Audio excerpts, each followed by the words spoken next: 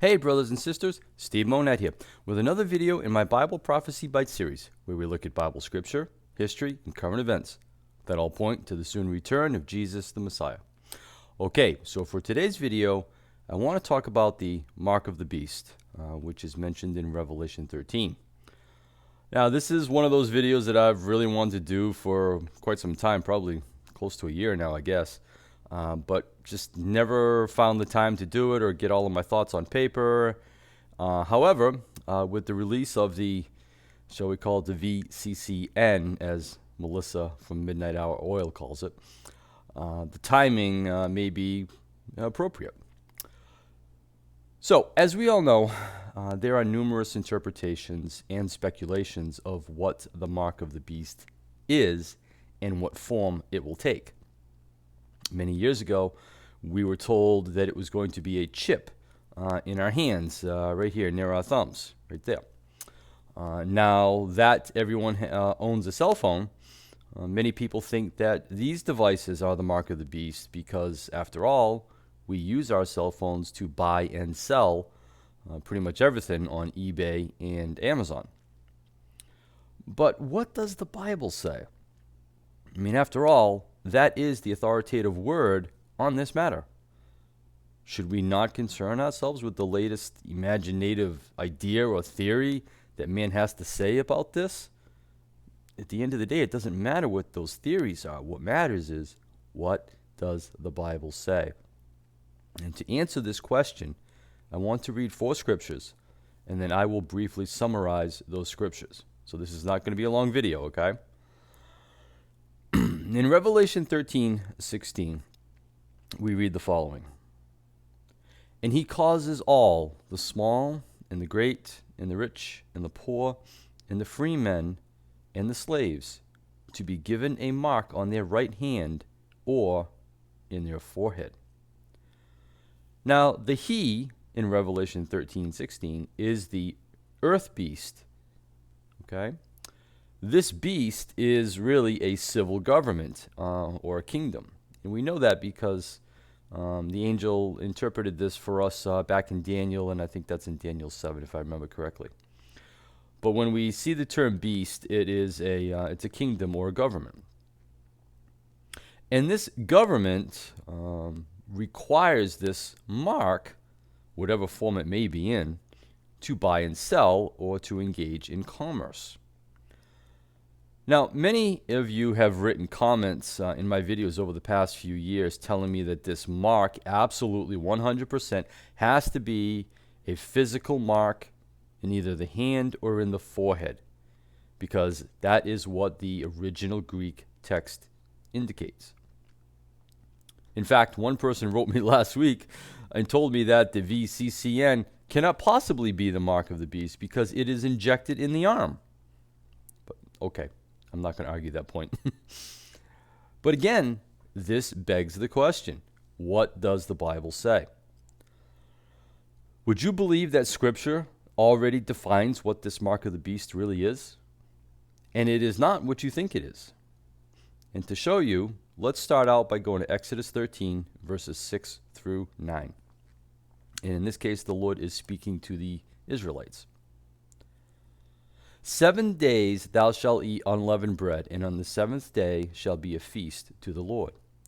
Unleavened bread shall be eaten 7 days, and there shall no leavened bread be seen with thee, neither shall there be any leaven with thee in all of thy quarters, or your homes. And thou shalt show thy son in that day, saying, This is done because of that which the Lord did unto me when I came forth out of Egypt.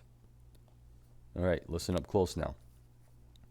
And it shall be a sign unto thee upon thine hand, and for a memorial between thine eyes, that the Lord's law may be in thy mouth. For with a strong hand hath the Lord brought thee out of Egypt.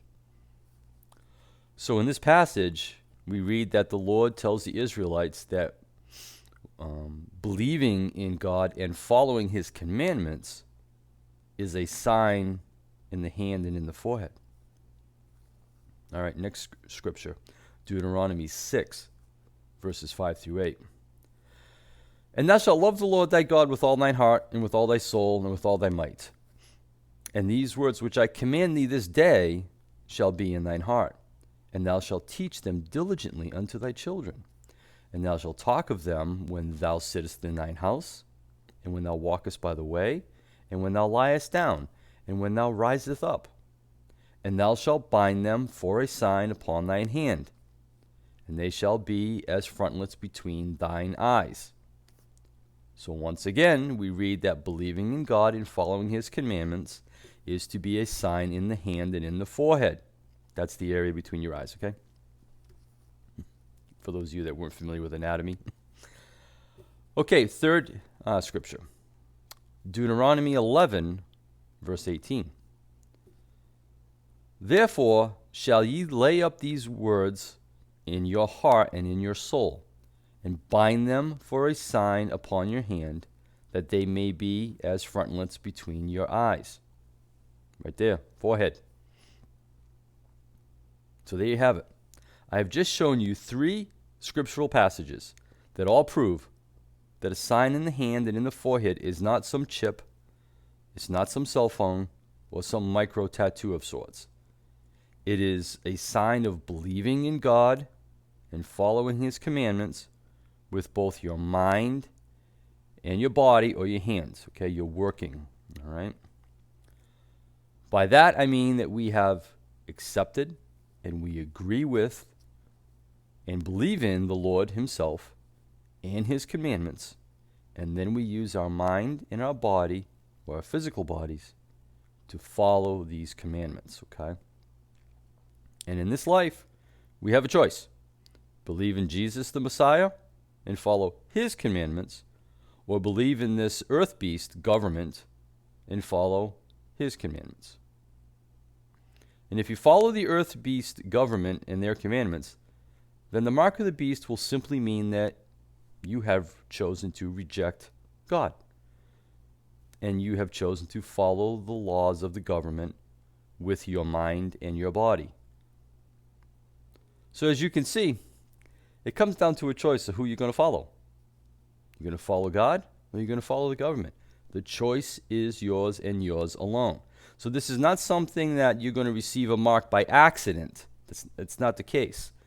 This is something that you have made an intelligent choice about, and you've chosen to live by that choice. So for those of you that are worried about, hey, I'm going to be forced to take this VCCN, that's not going to be it. And this is about, as my pastor likes to say this a lot, this is a condition of the heart. Okay? Who does your heart belong to? Does it belong to the government? Or does it belong to the Lord? Choice is yours. Who are you going to work for with your mind and your body? You're going to work for God, or you're going to work for the government? Once again, the choice is yours. All right. So let's conclude with this. We're done. The mark of the beast is really quite a simple answer, and it's right there in the scriptures. And I know many of you people are going to leave comments telling me I'm wrong, but I'm just going to say, don't argue with me. Argue with the Bible. It's not me. But to continue this study, within the next week or so, I plan on doing a second video on who the earth beast, or the some people like to refer to as the fourth beast kingdom. That's not quite correct, but close. And again, that answer is very, very simple, because history gives us numerous clues to who that earth beast is and going to be. So again, I'll do a short video on that probably in the next week or so. And that should be able to give you a good solid understanding of this earth beast, who it is, and then the mark of the beast. Okay? So, until next video, keep looking up, for our redemption is drawing nearer by the day. Thanks for watching.